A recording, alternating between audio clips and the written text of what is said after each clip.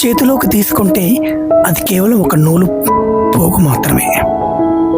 కానీ ఒక నేతన్న చేతిలో పడిన క్షణం అది నూలు కాదు, అతని జీవితంలో ఒక భాగం అవుతుంది. తన చేతుల కష్టాన్ని, తన కలలను ఆ నూలు పోగులు అల్లుకుంటాడు.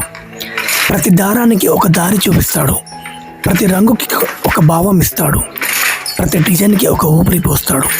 చివరకు ఒక బట్టను కాదు, తన హృదయంలోంచి వచ్చిన ఒక కళను నేస్తాడు.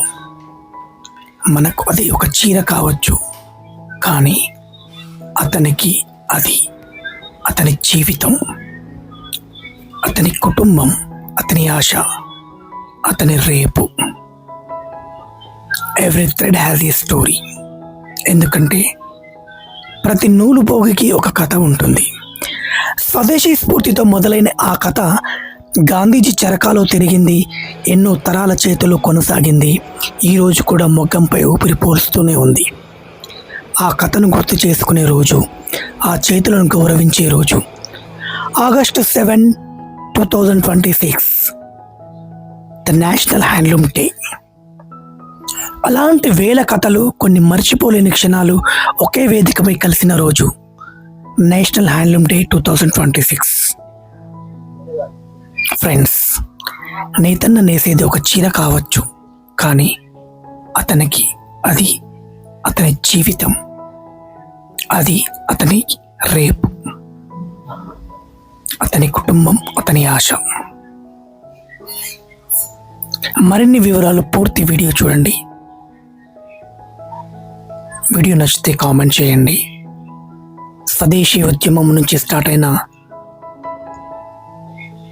ఆ స్ఫూర్తిని తీసుకొని ఎందుకు ఆగస్టు 7ని హ్యాండ్లూమ్ డేగా డిసైడ్ చేశారో తెలుసుకోండి. To be continue. ఆగస్టు 7, 2026 నాడు నేషనల్ హ్యాండ్లూమ్ డే కార్యక్రమం ప్రారంభమైనది. ఈ కార్యక్రమానికి వ్యాఖ్యాతగా దక్షిణమూర్తి గారు విచ్చేసి కార్యక్రమాన్ని ప్రారంభం చేయడం జరిగింది. చేనేత యొక్క గొప్పతనం వారి మాటల్లో వినండి. అంటే చేనేతను అప్పుడే పుట్టిన పసిపాపగా, పెళ్లి పందిట్లో కళకళలాడే పెళ్లి కూతురుగా, జీవితంలో వివిధ దశల్ని అద్భుతంగా చిత్రీకరించారు సరోజినీ నాయుడు గారు. చేనేతకి అంటే కాటన్కి, అదర్ దాన్ కాటన్కి, చేనేతకి చేనేత కాని దానికి తేడా ఏమిటి అని ఈరోజు చేనేత సమాజం సేవలో, వ్యాఖ్యాన సేవలో వస్తున్న నేను నా భార్య రాధికని అడిగినప్పుడు ఆమె చెప్పిన మాట మీతో పంచుకోవాలి అనిపించేంత అర్థవంతంగా ఉంది. ఆమె ఏమనిందంటే, చేనేత అనేది ఒక కుటుంబ సభ్యుల్లాగా, ఫ్యామిలీ మెంబర్ లాగా ఆత్మీయత కలిగి ఉంటుంది. అదర్ దాన్ చేనేత ఒక గెస్ట్ లాగా, అంటే అతిథి దగ్గర ప్రోటోకాల్ ఉంటుంది, మర్యాద ఉంటుంది, మనవాళ్ళ దగ్గర ఆత్మీయత ఉంటుంది. అలాగే ఒక తల్లి లాంటిది చేనేత. తల్లి అప్పుడే పుట్టిన శిశువుకి స్తన్యమిచ్చి, పాలిచ్చి పెంచుతుంది, గోరుముద్దలు తినిపించి పోషిస్తుంది. తల్లి తాను కన్న పిల్లలకు అన్ని ఏజ్ గ్రూపుల్లో, అన్ని వయోవర్గాల్లో కూడా, అన్ని దశల్లో కూడా ఆలంబనంగా ఉంటుంది. అలాగే చేనేత కూడా ఒక కొత్త వస్త్రాన్ని పండుగ రోజు వేసుకుంటాం, అది జీర్ణమైపోయినప్పుడు చిన్న ముక్క కూడా పనిచేస్తుంది. అంతటి గొప్ప చేనేతను మీ అందరి చేతులతో యావత్ ప్రపంచానికే చేయూతనందిస్తున్న మీకు చేతులెత్తి నమస్కరిస్తోంది యావత్ సమాజం. ధన్యవాదాలు. అలాగే దక్షిణమూర్తి గారు వచ్చిన అతిథుల చేత, కార్యక్రమానికి వచ్చేసిన చేనేత కళాకారుల చేత, ఆఫీసర్స్ చేత, అందరి చేత చేనేత ప్రతిజ్ఞ చేయించడం జరిగింది. ఆ ప్రతిజ్ఞ ఏంటి అంటే, భారతీయ చేనేత వస్త్రాలు కళా నైపుణ్యానికి, సాంస్కృతిక వారసత్వ సంపదకు ప్రతీకలు. మన ఈ వారసత్వ సంపదను ప్రోత్సహిస్తానని, కాపాడుతానని మరియు ఆదరిస్తానని రాష్ట్ర ప్రభుత్వ పిలుపు మేరకు నేను చేనేత వస్త్రాలను ధరిస్తానని, అలాగే నా కుటుంబ సభ్యులు, బంధుమిత్రులు ధరించేటట్లు కృషి చేస్తానని జాతీయ చేనేత దినోత్సవం సందర్భంగా ప్రతిజ్ఞ చేస్తున్నాను అని మా అందరి చేత దక్షిణమూర్తి గారు ప్రతిజ్ఞ చేయించడం జరిగింది.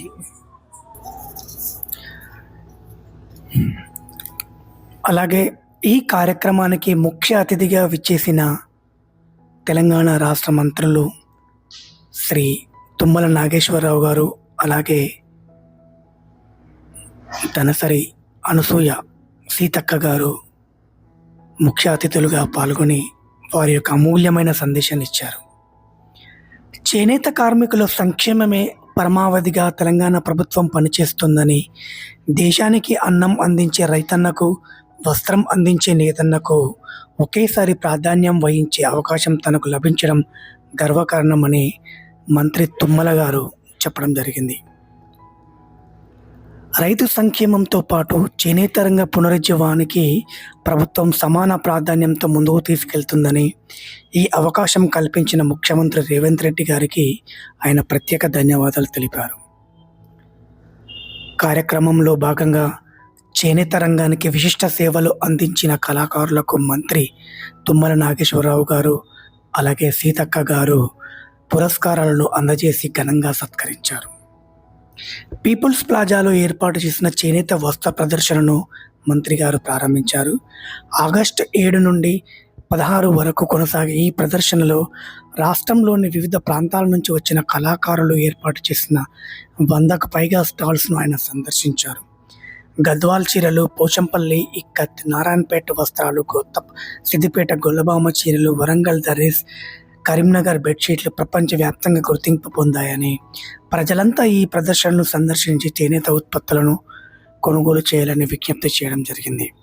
అలాగే చేనేత కార్మికుల సంక్షేమం కోసం ప్రభుత్వం చేపడుతున్న పలు కీలక పథకాలను మంత్రి వివరంగా వెల్లడించారు.